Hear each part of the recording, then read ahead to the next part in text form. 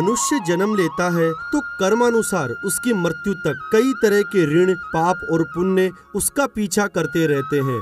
हिंदू शास्त्रों में कहा गया है कि 5 तरह के ऋण को चुकता कर देने से मनुष्य को बहुत से पाप और संकटों से छुटकारा मिल जाता है। हालांकि जो लोग इसमें विश्वास नहीं करते उनको भी जीवन के किसी न किसी मोड़ पर इनका भुगतान करना ही होता है। साथियों, आज हम आपको बताएंगे कि आखिर ये ऋण कौन से हैं और इनका भार कैसे उतरेगा। नमस्कार साथियों, और स्वागत है आपका हिंदुइज्म मिस्ट्री में। शास्त्रों के अनुसार 5 ऋणों को उतारना प्रत्येक मनुष्य का कर्तव्य होना चाहिए। यह जीवन और अगला जीवन सुधारना हो तो इन ऋणों के महत्व को समझना जरूरी है। साथियों, मनुष्य पर पहला ऋण होता है माता का ऋण। शास्त्रों में माता का स्थान परमात्मा से भी ऊंचा बताया गया है।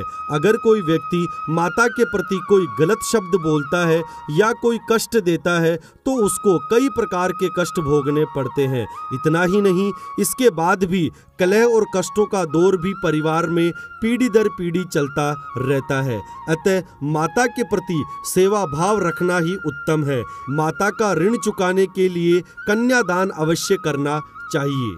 साथियों, मनुष्य पर दूसरा ऋण होता है पिता का ऋण। शास्त्रों में बताया गया है कि पितृभक्ति करना मनुष्य का सबसे बड़ा धर्म है।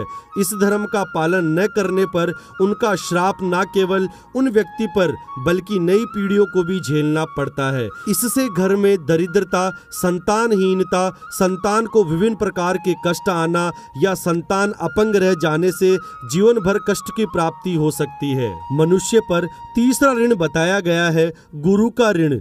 एक गुरु, चाहे उसका कोई भी रूप हो, जिस किसी से भी ज्ञान प्रदान किया हो वह गुरु होता है। इसलिए मनुष्य गुरु का ऋणी होता है।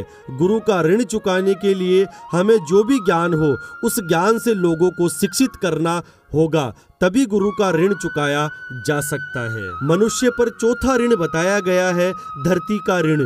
धरती का ऋण चुकाने के लिए मनुष्य को ज्यादा से ज्यादा अपने जीवन काल में पेड़ पौधे लगाने चाहिए और कम से कम प्रकृति को नुकसान पहुंचाना चाहिए। मनुष्य पर 5वां ऋण बताया गया है धर्म का ऋण।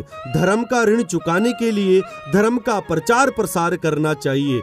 सनातन शिक्षा, अध्यात्म व धर्म का प्रचार करे, विश्व की अधिकांश समस्याएं स्वतः समाप्त हो जाएगी। साथियों, आज के लिए बस इतना ही। धन्यवाद। जय सिया राम।